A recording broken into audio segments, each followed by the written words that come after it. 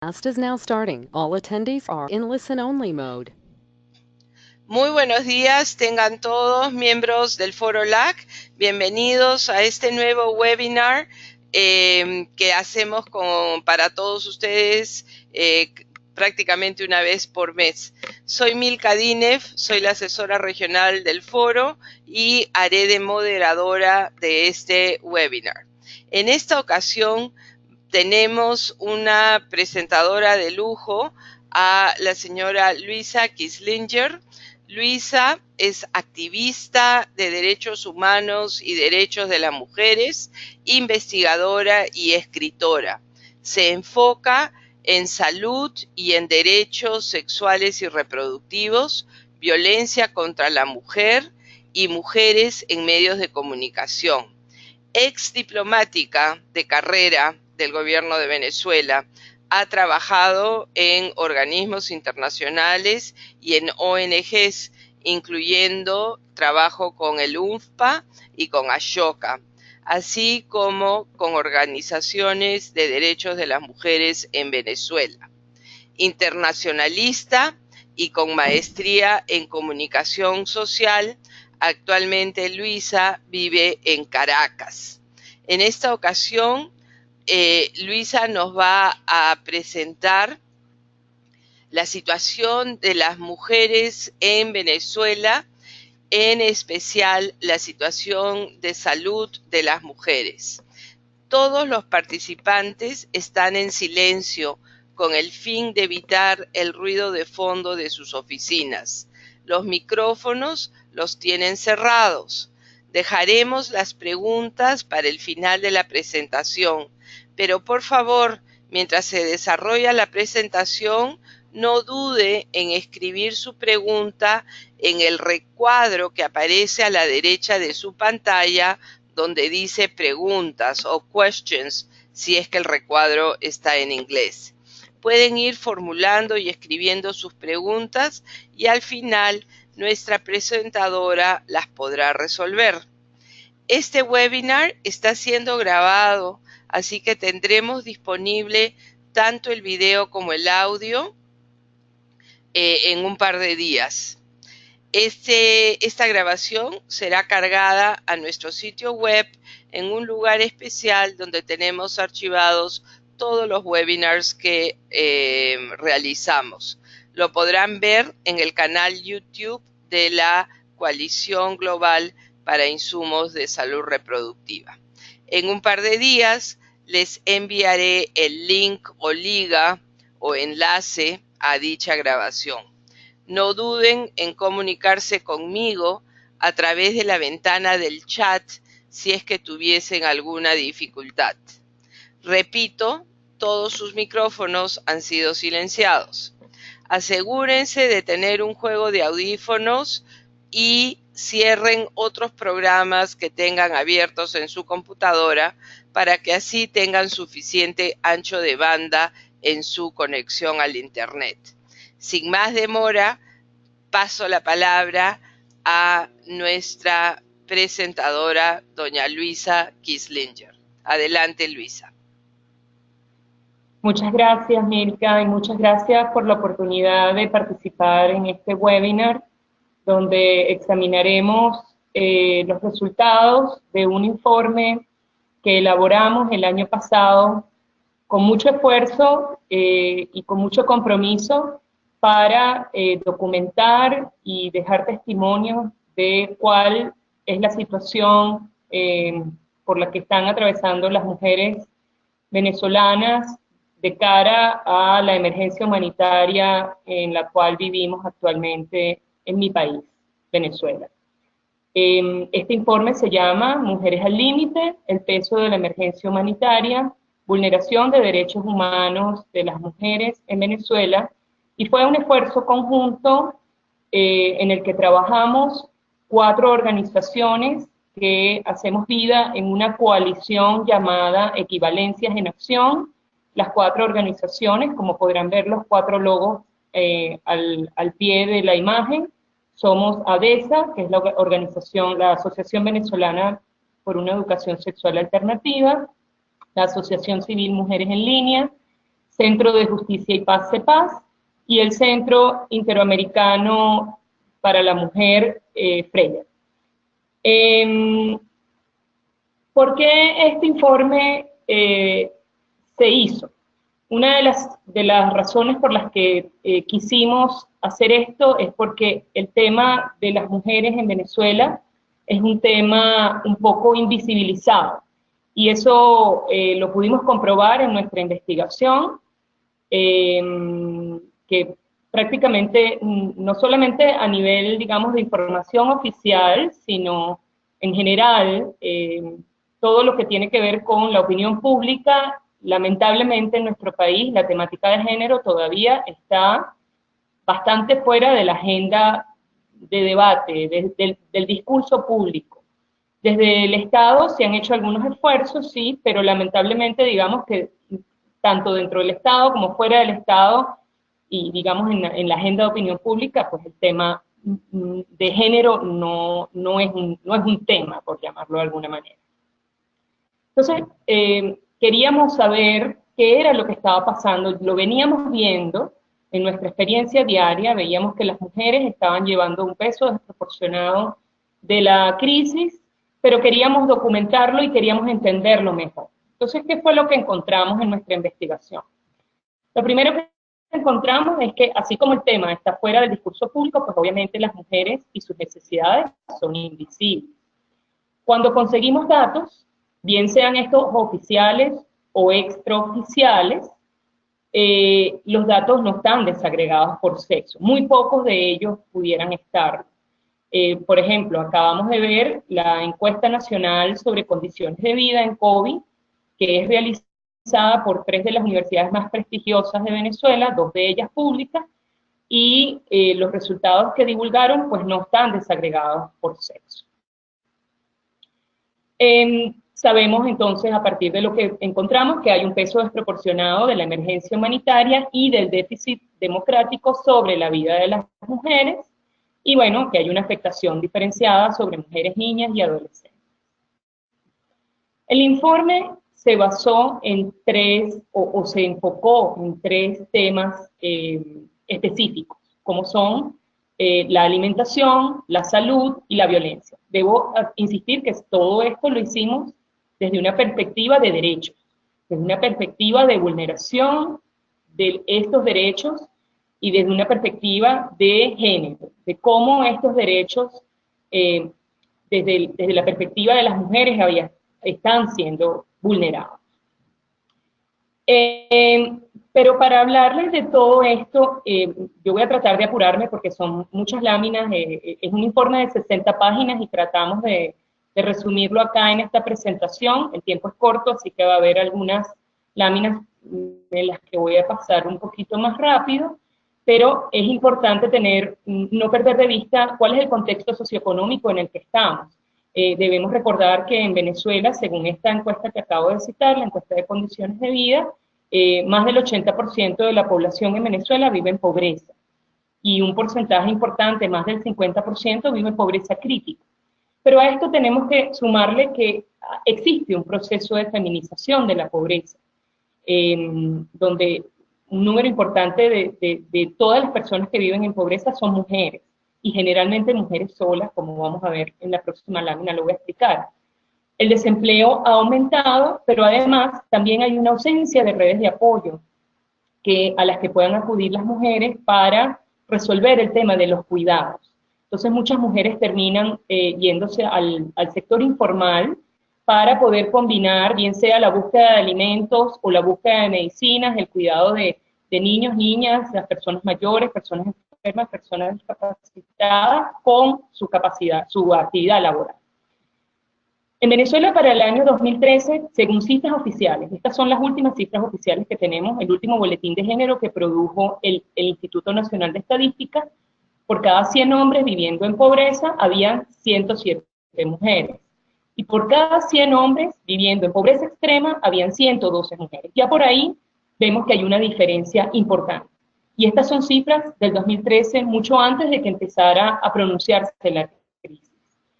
Y 4 de cada 10 hogares, según cifras del último censo del año 2011, 4 de cada 10 hogares tenían jefatura femenina. 70% de ellas sin pareja. Entonces ya vemos ahí cómo hay una afectación o una afectación diferenciada y cómo ya las mujeres están, efectivamente ese proceso de feminización se está produciendo. Entonces miremos primero el tema de alimentación, que está sin duda afectando a las mujeres. Primero que nada, lo primero que tenemos que decir es que las colas para la compra de alimentos tienen rostro de mujer. Esta imagen que yo les estoy mostrando, que es un poco cruda, es lamentablemente una imagen muy común en todas las ciudades de Venezuela, donde las personas están recurriendo a la basura para hacerse de desperdicios y poderse alimentar. Aquí vemos claramente cómo la mayoría son mujeres. Las mujeres hacen de 8 a 14 horas de cola por semana para adquirir alimentos. Además, como ya dijimos, hay un deterioro de las condiciones socioeconómicas de los hogares y en muchas oportunidades las mujeres son objeto de violencia mientras hacen estas colas. En el informe que podrán revisar, yo posteriormente les puedo compartir el link donde pueden revisar el informe completo, ahí documentamos varios casos de mujeres embarazadas, por ejemplo, que han sido agredidas por las fuerzas del Estado mientras hacían las colas. Tenemos el caso de una mujer embarazada que tuvo un aborto a raíz de una agresión por parte de un oficial de la Guardia Nacional, y así los casos se van produciendo porque las colas son, bueno, se hacen en la parte de afuera de los establecimientos, de los expendios de alimentos, duran muchas horas, es en la intemperie, se producen todo tipo de refriegas, de discusiones, y bueno, las mujeres están ahí, al ser mayoría, pues por supuesto también están más vulnerables a la violencia. Aquí estas son unas cifras que una encuestadora privada nos pudo proporcionar, llamada Data Analysis. Ellos ahí pudieron ver que las mujeres compran más en establecimientos pequeños, que llamamos abastos, que los hombres, lo cual denota un manejo de capital bajo, porque aquí hay un dato que no lo incluí en la presentación, pero que las mujeres manejan menos capital, mientras que los hombres hacen las compras más grandes. La mujer hace la compra diaria, el hombre hace la compra de carne, por ejemplo, que es una vez al mes. 90% de las compras que hacen mujeres son en CLAP o Mercal, que estos son mecanismos oficiales de distribución de alimentos, y las mujeres, y esto está relacionado con el tema de salud, las mujeres consumen 12 tipos de alimento en promedio, pero además son alimentos con poco contenido calórico, como harinas, avena, alimentos que realmente no tienen grandes proteínas, mientras que los hombres consumen 15 tipos de alimentos en promedio, y generalmente son más ricos en proteínas, son carnes, huevos, pescado, quesos, ¿no? Entonces ya ahí por ahí vemos un tema de diferenciación importante. Aquí podemos ver que las mujeres son las que primero están dejando de comer, están sacrificando su bienestar y su alimentación, incluyendo la alimentación de las mujeres mayores, para convertirse en el amortiguador del deterioro alimentario, bien sea por rezago, porque comen una sola vez al día, se saltan el desayuno y el almuerzo, o lo que se llama también autopostergación, que al final terminan no comiendo todo el día para que los otros miembros de la familia puedan comer. Entonces, bueno, esto es un gran tema que también está teniendo una afectación en la salud de las mujeres. En el tema de salud, aquí creo que uno de los temas más impactantes, por supuesto que hay otros, eso no quiere decir que sea el único, es el tema de los anticonceptivos. No tenemos cifras oficiales sobre el acceso o la situación de métodos de planificación familiar, tenemos algunas cifras correspondientes al año 2015, pero las cifras no son comparables con las memorias y cuentas anteriores del Ministerio de Salud, de manera que no sabemos si el suministro de insumos de planificación familiar ha sido constante o no. Lo que sí sabemos, y es gracias a la Federación Farmacéutica, que hay un 90% de escasez de métodos de planificación familiar. Esto incluye preservativos, incluye preservativos femeninos, incluye todo tipo de métodos de planificación familiar. Lo cual es grave porque ya sabemos que eso tiene un número de consecuencias sociales asociadas a la falta de acceso a métodos de planificación familiar. Entre esas consecuencias sabemos que están los embarazos no deseados, los abortos en condiciones inseguras. Sabemos que Venezuela tiene uno de los marcos normativos legales más restrictivos de la región en materia de aborto. El aborto es solo permitido cuando la vida de la parturienta esté en riesgo.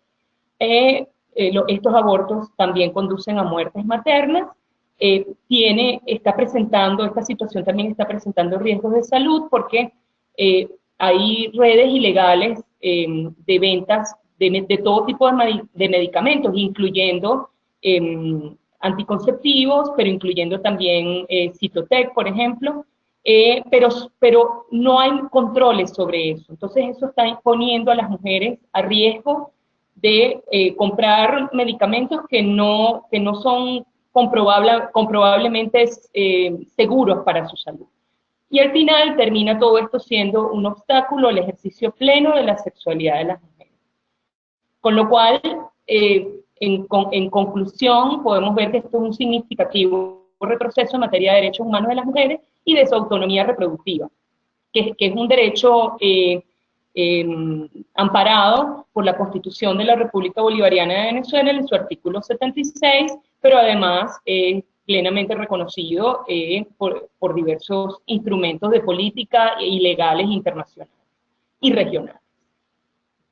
En el tema de mortalidad materna, estrechamente relacionado con el tema de los anticonceptivos, bueno, sabemos que es un indicador no solamente del nivel de vulneración de los derechos de las mujeres y del derecho de las mujeres de tener acceso a servicios de salud, pero también es un indicador de cómo está el sistema de salud del país. Entonces, esta foto la puse allí deliberadamente porque es una foto que sacudió a la opinión pública a finales del año pasado. Esta foto se tomó en un hospital dependiente del Instituto Venezolano de los Seguros Sociales, en donde las mujeres estaban pariendo en la sala de espera, porque aparentemente habían situaciones irregulares con las salas de parto. Entonces, realmente la situación es preocupante. Aquí tienen la cifra oficial. El año pasado se filtraron, o bueno, no sabría decirle si fue que se filtraron o que si fue una filtración deliberada de parte del Ministerio de Salud, pero los boletines epidemiológicos que dan cuenta semana a semana de la situación de diferentes epidemias y de indicadores de salud de los países, acá en Venezuela no se publican periódicamente. El año pasado, en el mes de mayo, se divulgaron todos los correspondientes al año 2016, con la gran sorpresa y la terrible noticia de que la mortalidad materna, las muertes maternas aumentaron entre el año 2015 y el año 2016 en un 66%.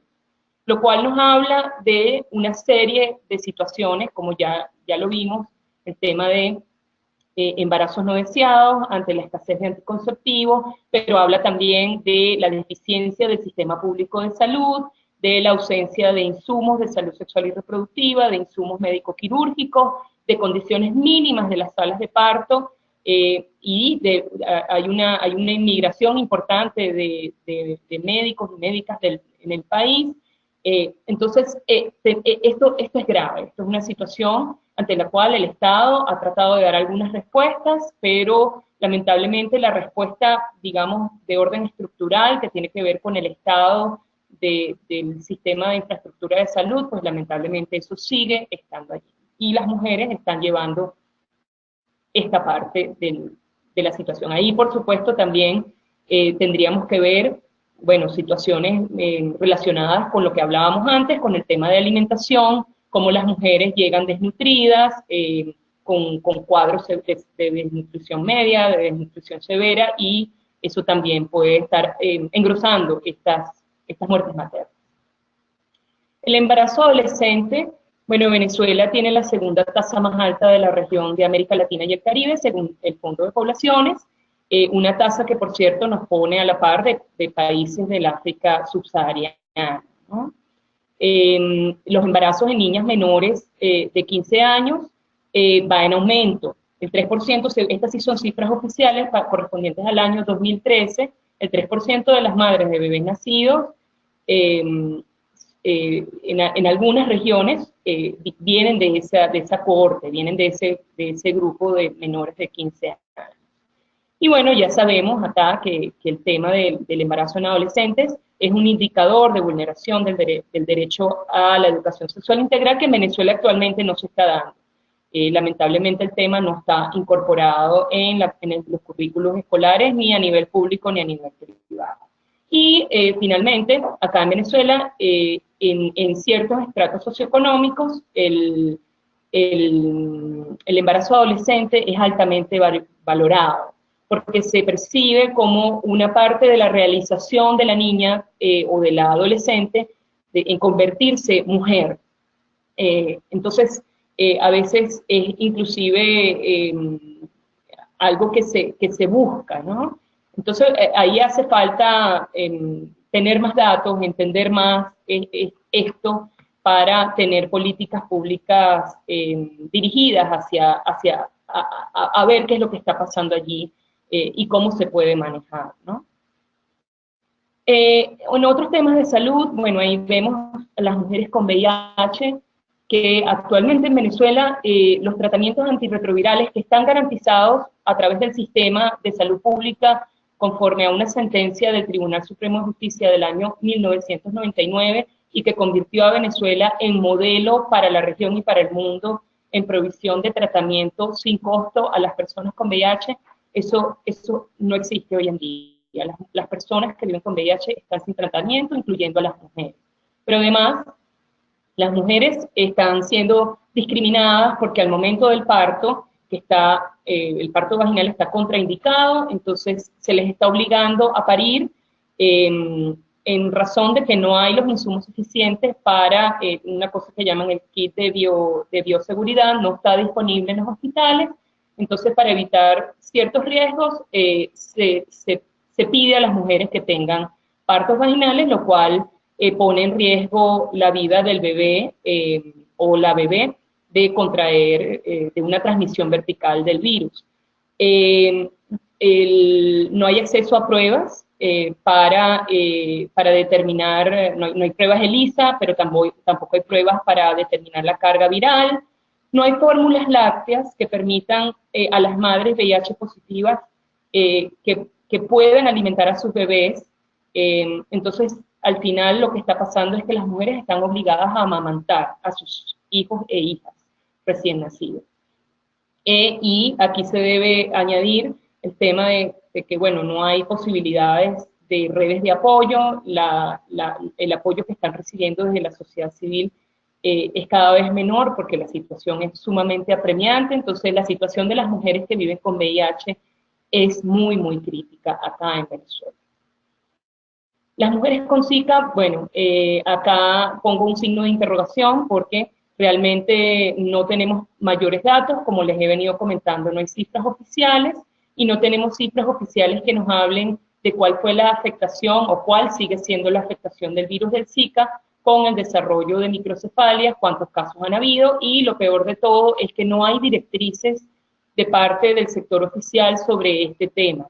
Mientras a nivel regional se le pedía a las mujeres que, bueno, podemos entrar a discutir la validez o no, o la pertinencia o no de pedirle a las mujeres posponer un embarazo de cara a la epidemia de Zika o al brote de Zika, pero en Venezuela no hubo ningún pronunciamiento ni siquiera de este tipo, y mucho menos se procuraron los insumos necesarios para que las mujeres pudieran protegerse en un momento, o por ejemplo el tema de los anticonceptivos, estábamos frente al brote de Zika y las mujeres no tenían manera de controlar la ocurrencia de embarazos no deseados en el contexto del Zika. Entonces ahí hay mucha opacidad en el tema de lo que ocurrió.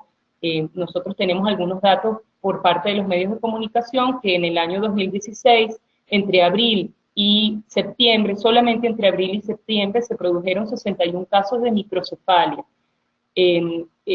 lo cual era un aumento significativo comparado con años anteriores, pero además no sabemos cuál ha sido el destino, y mucho menos hay políticas de apoyo a las mujeres que tuvieron a estos bebés con microcefalia. Y en el tema de salud, finalmente, el tema del cáncer de mama pasó a ser la primera causa de muerte oncológica. Antes era el cáncer cervicouterino, pero dada la situación de escasez de pruebas diagnósticas y de medicamentos oncológicos, pues lamentablemente pasó a ser la primera causa. Hay mujeres que tienen que esperar hasta 2 años, probablemente ese número ha aumentado para operarse. No hay suficientes equipos para diagnósticos. En este momento, en el contexto de hiperinflación, es muy difícil pagarlos, y no hay una política pública ni servicio nacional de cáncer de mama. Entonces las mujeres con cáncer de mama también están pasando por una situación muy crítica. Finalmente, voy a pasar muy rápido que tengo el tiempo encima, por el tema de violencia contra la mujer. Acá también hay ausencia de cifras oficiales, y las cifras no están desagregadas. La Ley Orgánica sobre el Derecho de las Mujeres a una Vida Libre de Violencia prevé 21 tipos de modalidades de violencia, pero las cifras que se recaudan hablan de violencia en general, no dice si es psicológica, institucional, verbal, física. Las cifras no están desagregadas. Y tampoco sabemos cifras de femicidios, por ejemplo, de mujeres indígenas o con condiciones especiales, o de mujeres trans. Eso en este momento no hay cifras de ese tipo. ¿Qué sabemos? Bueno, hay numerosas dificultades de acceso a la justicia, hay violencia institucional con revictimización de las mujeres a la hora de colocar la denuncia, poca sensibilidad e información de las personas que reciben esas denuncias, persisten los prejuicios machistas al momento de la mujer presentar la denuncia, las audiencias son diferidas en numerosas oportunidades, y hay poco apoyo psicológico y legal a las víctimas. Aquí nosotros utilizamos las cifras disponibles, que generalmente vienen, la última oficial de la que se tuvo conocimiento es correspondiente al año 2015, pero aquí se aplicó una metodología del MECSEVI, del Mecanismo de Seguimiento de la Convención de Belén do Pará, para hacer el cálculo de la tasa, y vemos cómo la tasa de femicidio va en aumento. Y acá les comparto este cuadro, donde pueden ver que la recolección de cifras se hace de manera, digamos, heterogénea, porque si ven cuál es la dirección que reporta de año a año, ha ido cambiando. En el 2010 era la Dirección de Protección Integral de la Familia, después hubo una consistencia de que fuera la Dirección para la Defensa de la Mujer, pero luego otra vez en el 2016 se cambió a la Dirección de Protección Integral a la Familia y la Mujer. Igual pueden ver que hay datos que están, hay datos que no están, pero lo que sí quisiera señalarles es poner atención a las cifras de denuncias del año 2014. Observarán que de los 70.000 casos, casi 71.000 casos que hubo en ese año, prácticamente, bueno, mi esposo es estadístico y él diría que casi que hay 100% de impunidad, en el momento en que casi solamente un 1%, menos de un 1% de esos casos llegaron a juicio. Entonces, bueno, vemos que la impunidad es enorme, y ello ocasiona que, bueno, que el tema de la violencia contra la mujer siga afectando de manera desproporcionada la vida de mujeres, adolescentes y niñas acá en Venezuela, sin que se tomen las medidas apropiadas para detener o revertir esta situación. Además, hay mucha desconfianza en el sistema de administración de justicia, con lo cual sabemos que este número de denuncias presenta un subregistro importante. Y hay mucho temor de poner la denuncia, tanto de represalias por parte de, por supuesto, ya sabemos siempre, de los agresores, pero también hay temor de que dentro de la misma institución del Estado se le pueda revictimizar, o haya una desestimación de los casos. Hay una desconfianza en el sistema de administración de justicia. Entonces, con esto yo lo voy a dejar hasta aquí y quedo atenta a sus preguntas y comentarios. Muchas gracias. Muchísimas gracias, Luisa, por darnos este panorama tan difícil en tu patria. Lo lamento tanto y lamento tanto presentar esta situación, pero creo que la región en general necesita ver cómo podemos apoyar, especialmente con el tema de salud. Tengo entendido que algunas empresas farmacéuticas están conversando con el Fondo de Población. Nosotros hemos estado apoyando en esos esfuerzos para ver la posibilidad de dar un precio humanitario a Venezuela para que pueda comprar anticonceptivos lo antes posible. Pero como te imaginarás, es solamente una gota en ese gran balde de necesidades, en este tremendo mar de necesidades. Estamos con las preguntas abiertas. Siempre damos unos minutitos para que las personas escriban sus preguntas. Así que por favor, el, el cuadro de preguntas está abierto y estamos a la espera. Mientras tanto, yo te quería hacer una pregunta. ¿Cómo ves el futuro? ¿Qué se puede hacer? ¿Qué podemos hacer? ¿Hasta cuándo va a estar este panorama tan terrible? Bueno, eso es una pregunta difícil porque eso depende mucho lamentablemente, no quisiera hablar de estos temas, pero bueno, lamentablemente depende mucho de la voluntad política que haya para ello, para que verdaderamente haya un cambio. Mucho se habla del tema de la ayuda humanitaria y sí, desde luego que la ayuda humanitaria es importante y ojalá estamos empezando a preocuparnos un poquito porque vemos que hay una atención justa, desde luego, sobre los movimientos migratorios venezolanos y se están empezando a aprobar recursos para eso, pero también vemos con preocupación bueno, que hay que atender a la gente que está acá y a quienes estamos aquí todavía, ¿verdad? Entonces, bueno, el futuro pasa no solamente por asignar recursos a la ayuda humanitaria a quienes estamos acá, pero también por reactivar el sistema de salud y por hacer algún tipo de gestión. El tema con las farmacéuticas, bueno, tiene que ver con una gran deuda que tiene el Estado venezolano en divisas para que las farmacéuticas puedan reactivar su actividad acá en Venezuela de manera plena y que se puedan buscar precios asequibles. O sea, tiene que haber voluntad política para conversar y buscar vías que garanticen no solamente medidas extraordinarias como pudiera ser una medida humanitaria, sino que el aparato, digamos, en general se reactive y que nuevamente tengamos un abastecimiento similar a los niveles anteriores, donde el sistema privado de farmacias abastecía aproximadamente más del 70% de la demanda, porque los precios eran asequibles, las mujeres podían ir a la farmacia y comprar sus anticonceptivos o su método de planificación de preferencia, inclusive la pastilla del día siguiente estaba disponible sin ningún problema en las farmacias venezolanas, o sea que es cuestión de buscar vías y de tratar de flexibilizar y de que el Estado también reconozca las deudas que tiene y bueno, se ponga al día. Acá tengo dos preguntas. La primera viene de Cristina Villarreal desde Colombia y nos dice Cristina, gracias por haber presentado este panorama desolador. ¿Hay información sobre líneas de aborto seguro en Venezuela? Solo una.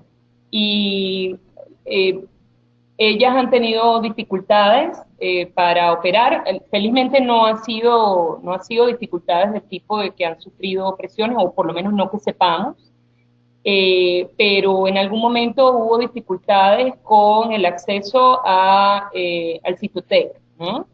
Y el Citotec sigue siendo sumamente costoso, pero existe una línea que conozcamos y y bueno, ellas trabajan de manera independiente y bueno, obviamente no son suficientes para cubrir la demanda. Y aparte, bueno, acá en Venezuela también este tema sigue siendo un tema controvertido, es un mito, y aparte también es un tema que hay que decirlo, pues es un tema que afecta desproporcionadamente a las mujeres pobres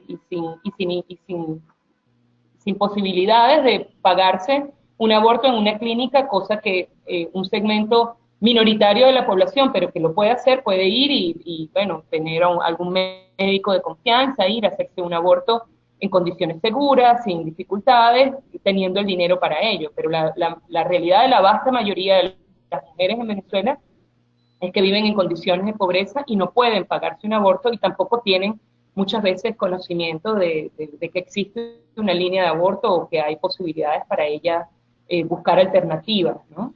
Tenemos otra pregunta de Andrea López Quijano. Gracias, Luisa.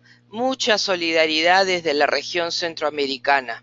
Mi pregunta está asociada con la institucionalidad pública. ¿Cuál ha sido el rol que ha tomado el Ministerio de Salud en esta situación? Bueno, el Ministerio de Salud es el que está causando esta situación en gran parte. Eh, digamos que ante la ausencia de, digamos, si las farmacéuticas o la red de farmacias privadas no pudo seguir importando las materias primas o no pudo pagar sus deudas porque acá hay un severo control de divisas. Las farmacéuticas para traer cosas, para traer bien sea productos terminados o materias primas para producirlos aquí, necesita acceso a divisas y la única fuente de divisas es el Estado. Entonces, ¿qué fue lo que pasó? Las farmacéuticas acudían al Estado para que le aprobara las divisas. El Estado le aprueba las divisas y van a su proveedor internacional. El proveedor internacional les dio cartas de crédito, pero al final el Estado nunca liquidó las divisas. Imagínate. Que se comprometió. Entonces, la deuda es por el orden de los 6.000 millones de dólares a las farmacéuticas acá en Venezuela. Y por eso es que no hay medicamentos de todo tipo, incluidos los anticonceptivos. Entonces, eso es una parte del problema. Ahora bien, si la situación es esa, y digamos que el gobierno o el Ministerio de Salud dijo, bueno, mira, no quiero que las farmacéuticas hagan esto, vamos nosotros a hacerlo, lo cual, bueno, pudiéramos debatirlo, pero digamos que es una postura que está bien. Bueno, vamos a tratar de plantearnos a cubrir por lo menos un 90% de la demanda. Pero es que ni siquiera el 30% que ellos se propusieron en el año 2013 en la norma oficial sobre salud sexual y reproductiva, ni siquiera el 30% a través del sistema público de salud lo están cumpliendo. No hay métodos de planificación familiar. Entonces, el Ministerio de Salud, en vez de volverse en un ente que facilite o facilita el acceso a los métodos de planificación familiar, más bien se ha convertido en un obstáculo. Y acá también hay que hablar de una situación donde, bueno, lamentablemente estamos avanzando hacia una situación de apartheid, digamos, en materia de salud, porque se está diciendo, no sabemos si eso es así, a lo mejor eso no va a pasar así en la práctica, pero se está anunciando que muchas de las cosas que están llegando se van a repartir a quienes tengan el carnet de la patria, que es un carnet casi bueno, un carnet que es un aval de tu fidelidad con el oficialismo. Entonces, bueno, eso también deja por fuera un número importante de mujeres, si van a venir en algún momento algunos anticonceptivos. Entonces, son temas en los que el Ministerio de Salud, lamentablemente, no ha ejercido o el Estado venezolano no ha ejercido su labor de garante. Y muchas farmacéuticas ya dejaron el país, ¿no? Han cerrado sus oficinas sí. Y han salido, ¿no? Correcto, y es lo mismo, por ejemplo, que está ocurriendo con los insumos de higiene menstrual, claro. Que es un tema que no mencioné en mi presentación, pero que es un tema de alta importancia, porque, bueno, nosotras no hemos tenido la capacidad de investigar este tema, pero tenemos algunos indicativos de que esto se pudiera estar convirtiendo en un obstáculo para la participación plena en sociedad de las mujeres, de las adolescentes, de las niñas a las que le viene la menstruación. Claro. Acá en Venezuela las toallas sanitarias desaparecieron de los anaqueles. Las empresas, digamos, de consumo masivo que los producían fueron obligadas a venderlos a precios regulados, obviamente desaparecieron. Hubo una situación por mucho tiempo de discriminación, que por ejemplo las niñas menores de 18 años, a pesar de que tenían su cédula de identidad, en los expendios de este tipo de productos no se les vendía, porque hacían la cola para comprar, pero por ser menores de edad y a pesar de tener cédula no le vendían las toallas sanitarias. Entonces, y a la madre, a lo mejor que acudía, al padre probablemente no le vendían por ser hombre, pero a la madre le vendían un solo paquete porque es un solo paquete por persona, y podíamos estar hablando de una madre con 3 niñas. Claro. En edad que tenían la menstruación. Entonces, es toda una distorsión que también afecta diferenciadamente a las mujeres. ¿Cuántas niñas están dejando de ir al colegio porque tienen la menstruación? No lo sabemos.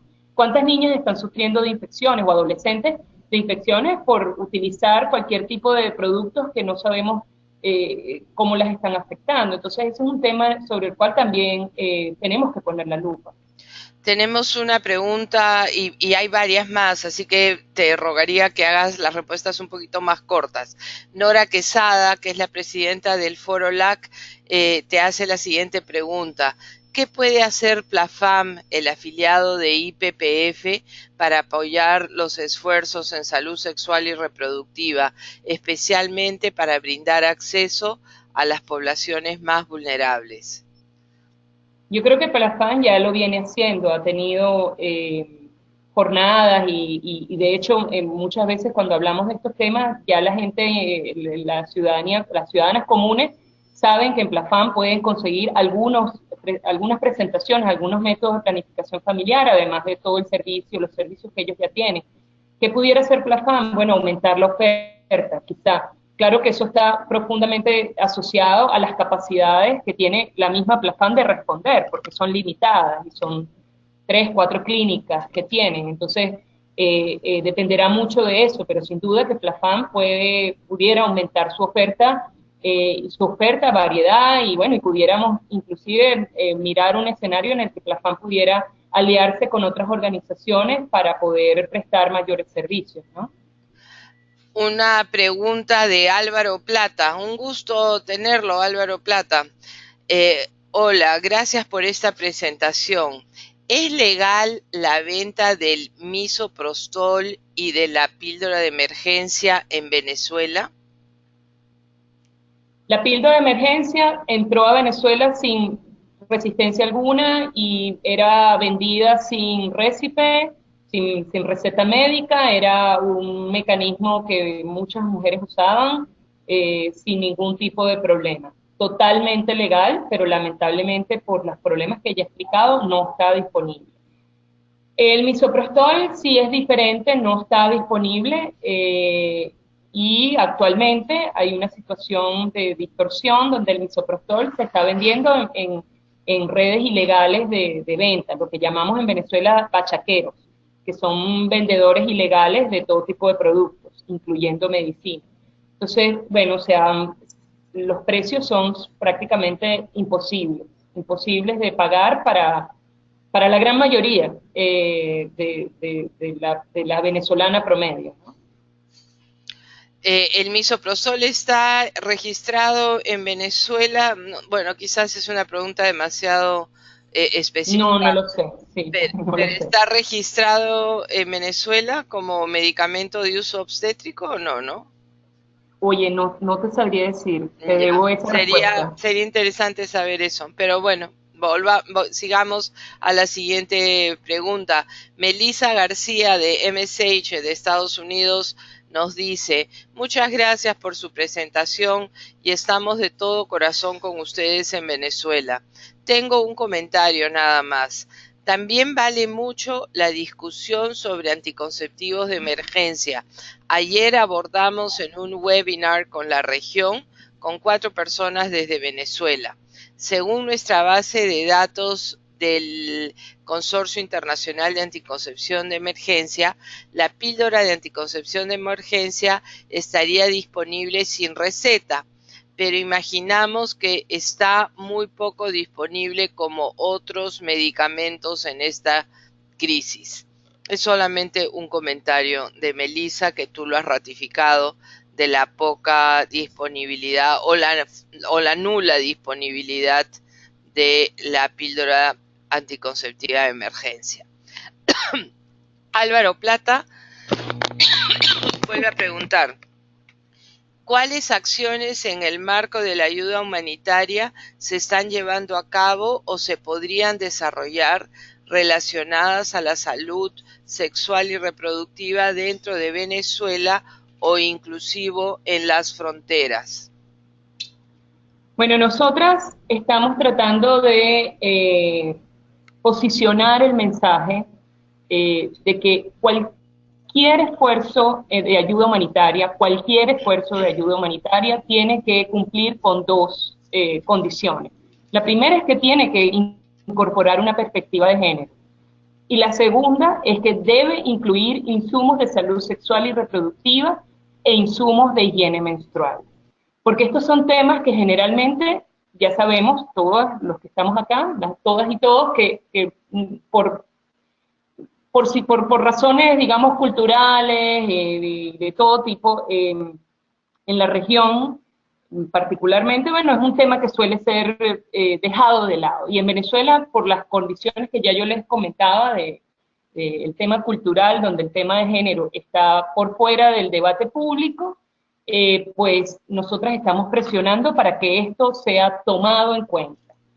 ¿Qué se puede hacer? Bueno, yo creo que el tema de métodos de planificación familiar en el tema de donativos o los recursos que sean destinados a las mujeres en Venezuela pasen por el tema de salud sexual y reproductiva e incluyan insumos, ¿no? Eso es lo que nosotras hemos venido señalando, ¿no? Tenemos una pregunta de Valentina Ballesta. Buenos días, mi nombre es Valentina Ballesta, soy investigadora de Amnistía Internacional para Venezuela. Gracias por su presentación. Me pareció muy interesante las cifras sobre los consumos del CLAP y la afectación diferenciada hacia las mujeres. ¿Tendrían alguna idea de por qué se da este fenómeno? En el tema del consumo, bueno, en el tema de los CLAP, eso está íntimamente relacionado con la estructura misma de los CLAP y con la estructura comunal del Estado o del gobierno de Nicolás Maduro, ¿no? Hay una serie de organizaciones comunales que están en manos de mujeres y las mujeres están trabajando en esos esquemas. Entonces esos esquemas generalmente funcionan a nivel de la comunidad y son las mujeres quienes están ahí, ¿no? Velando por estos mecanismos, pero a su vez manejándolos y a su vez beneficiándose. Entonces, eso quiere decir que las mujeres, además, los CLAP no son gratis. Los CLAP son alimentos, son cajas de alimentos subsidiadas, fuertemente subsidiadas por el Estado, pero tienen un costo.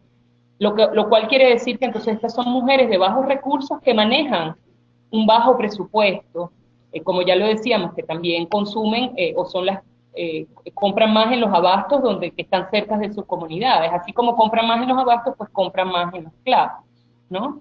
Y eso también tiene otro tema asociado a esto, y es que las mujeres están más expuestas, al ser quienes más compran en los CLAP, ellas también están más expuestas a las redes de extorsión que han venido surgiendo alrededor de estos mecanismos, ¿no? Entonces, bueno, ahí hay una diferenciación, ¿no? ¿Qué quiere decir CLAP? CLAP son los comités locales de abastecimiento seguro.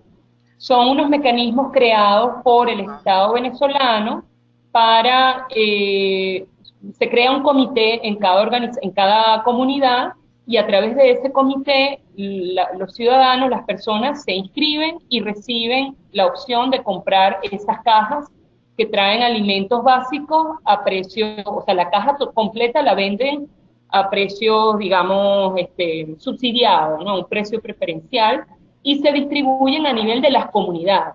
Y generalmente, bueno, son las comunidades, la mayoría del país, pues más del 80%, vive en situación de pobreza y es ahí donde se están distribuyendo las cajas, aunque también se distribuyen en otras, en comunidades, digamos, de un perfil más de clase media, pero se distribuyen fundamentalmente allí.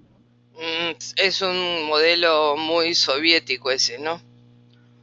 Sí, y bueno, y con la característica además de que no hay toda una incertidumbre asociada al tema de los CLAPS, porque no llegan con periodicidad, no se sabe qué van a traer, los productos que están trayendo son productos importados desde México, con diferencias fundamentales, por ejemplo, la harina de maíz que se utiliza en México no es la misma harina de maíz que se utiliza en Venezuela para elaborar las arepas, ¿no? Entonces, bueno, ahí hay toda una serie de cosas con respecto al tema de la alimentación. Tenemos una siguiente pregunta. Mi solidaridad con el país de Venezuela. Les saluda Silvia Sandoval de Ucayali, Perú. Sabiendo que es alta la mortalidad materna en su país, ¿cuál es el porcentaje de muertes maternas en adolescentes? Lamentablemente ese dato no lo tenemos, porque no hay cifras oficiales, ni siquiera de la muerte materna. Creo que en el informe tenemos un dato, si quieren, luego, como les dije, les voy a pasar el link hacia el informe para que lo puedan revisar, pero tenemos que tomar en cuenta que las cifras oficiales no se producen, o por lo menos no se divulgan. Sabemos que las recogen, lo que es que no se hacen públicas, ¿no? Pero no tenemos, desde aproximadamente el 2015, 2014, no tenemos cifras, y de embarazo en adolescentes, creo que las últimas que tenemos corresponden al 2013, y la proporción, pues, no la sabemos, al igual que, por ejemplo, no sabemos, bueno, en el tema del aborto, porque el aborto es ilegal en Venezuela, pero no tenemos tampoco cifras, sino algunas aproximaciones que algunas organizaciones han tenido, pero cifras de muertes maternas asociadas a abortos inseguros no tenemos cifras de abortos, o sea, es una, es una gran interrogante, y por eso en parte hicimos este informe, porque dentro de la poca información que hay, bueno, tratamos de por lo menos plasmar alguna de la que teníamos y divulgarla, ¿no? Y tenemos la intención este año de producir una nueva versión de este informe, ya con muchos más datos que nosotras mismas podamos recolectar, ¿no? Un comentario de Ilana Disuba para confirmar que sí, el misoprostol fue registrado en Venezuela, pero no sabe si todavía sigue vigente el registro. O sea que sería interesante ver si el misoprostol sigue el registro vigente. Hay ahora versiones muy económicas de misoprostol que se podrían utilizar si es que el registro sigue aún vigente.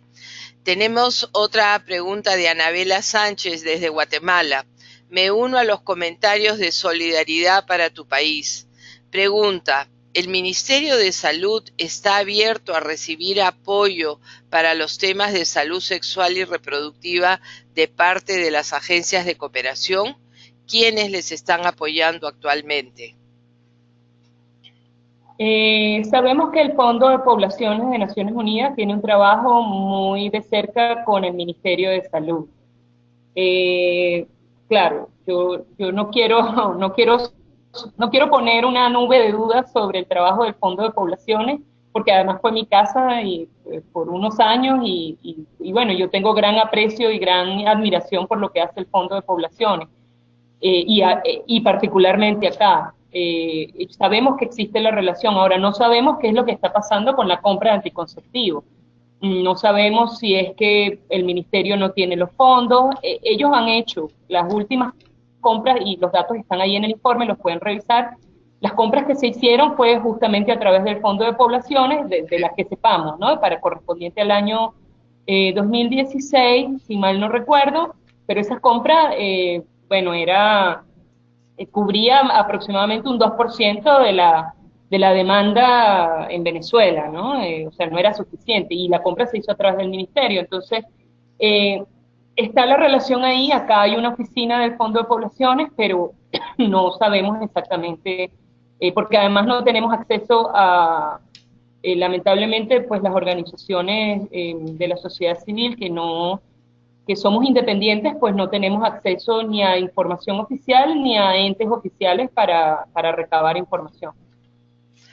Tenemos aquí un comentario de Marta Arroyo, directora de Profamilia Colombia.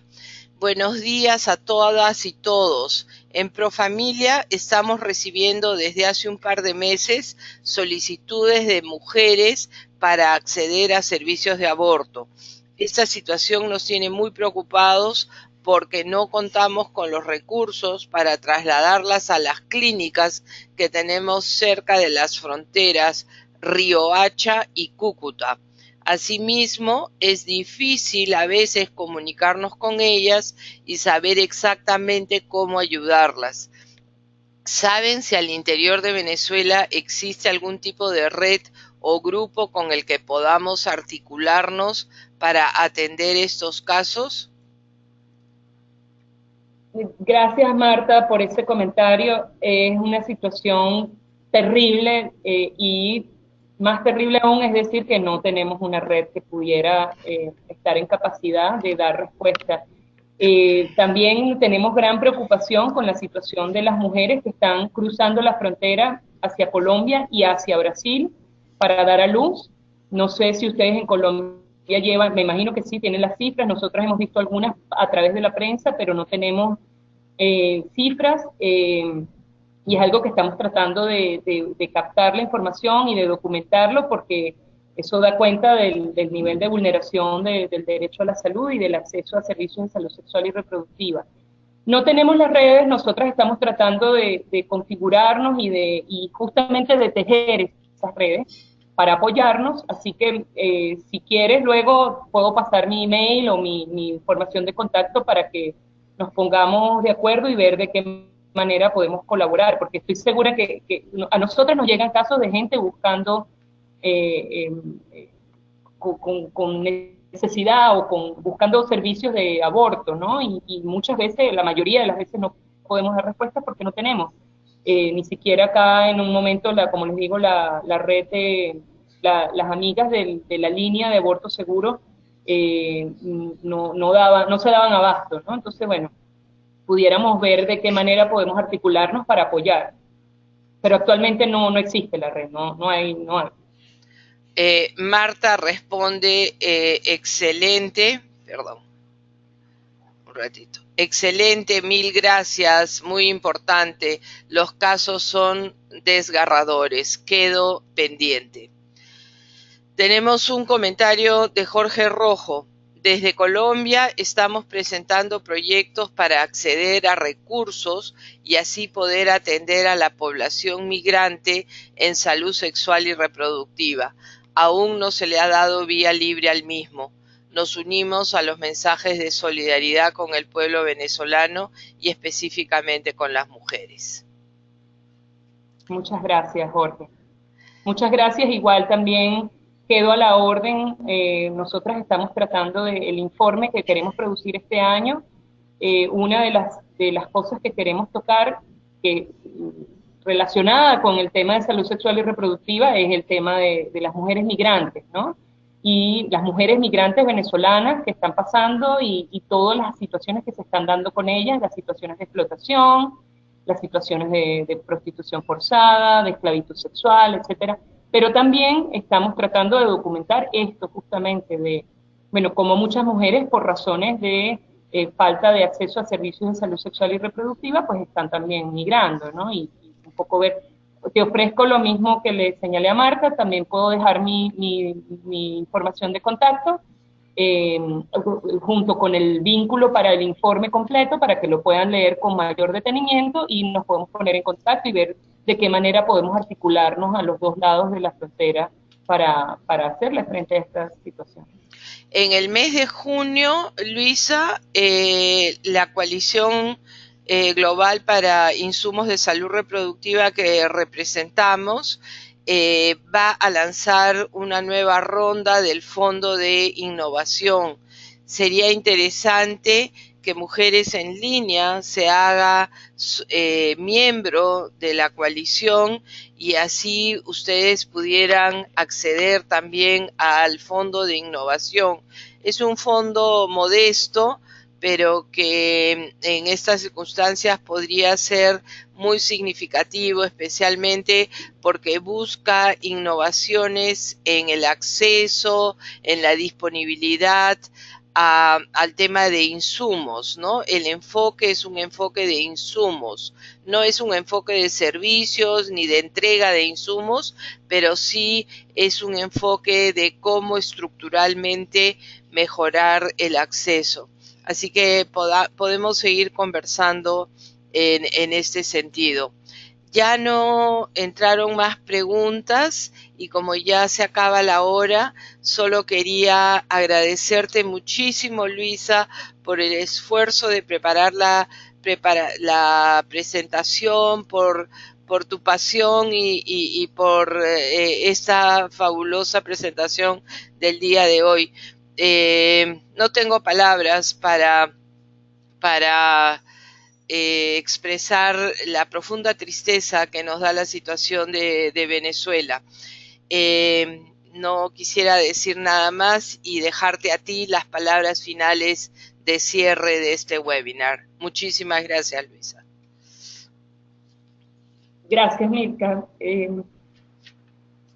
Perdón. Estoy muy conmovida por tus palabras y por la preocupación de todos y todas en la región.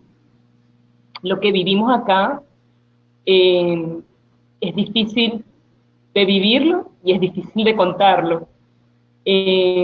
A veces desde las organizaciones de la sociedad civil sentimos que queremos hacer mucho más de lo que podemos hacer y lo que quisiéramos es tener grandes capacidades cada vez más para poder ayudar a tantas necesidades que se nos presenta día a día. Bien sean las mujeres, bien sean niños, niñas y adolescentes, bien sean personas mayores, bien sean las personas con padecimientos de salud crónica, como los trasplantados de riñón, como las personas con Parkinson, las personas con enfermedades mentales que no tienen acceso a sus medicamentos, pero es reconfortante escuchar la solidaridad de la región. Estamos aquí a sus órdenes para seguir no solamente visibilizando lo que pasa acá, que es muy necesario, sino también para que entre todos y todas podamos hacer la diferencia. Sabemos que no vamos a cambiar completamente la realidad desde nuestras esquinas, porque es una realidad grande, es devastadora, el tamaño es enorme, el tamaño de las necesidades, pero no importa el tamaño de nuestra contribución, lo vamos a hacer, y si tenemos el apoyo de ustedes, pues con mucho más ánimo lo haremos. Así que muy agradecida, y voy a escribir acá, no sé si Milka, tú me dirás si acá en el chat puedo escribir mi email. No te preocupes, yo les voy a pasar a todos tu email y la copia del informe. Así que si me haces llegar a mí la copia del informe, creo que yo la tengo, pero yo la paso a todos. Perfecto. No te preocupes, inmediatamente. De acuerdo. Bueno, y muchas gracias por la oportunidad y bueno, seguimos en contacto. Gracias a ti. Un abrazo fuerte y suerte. Igual. Gracias a todos. Hasta luego.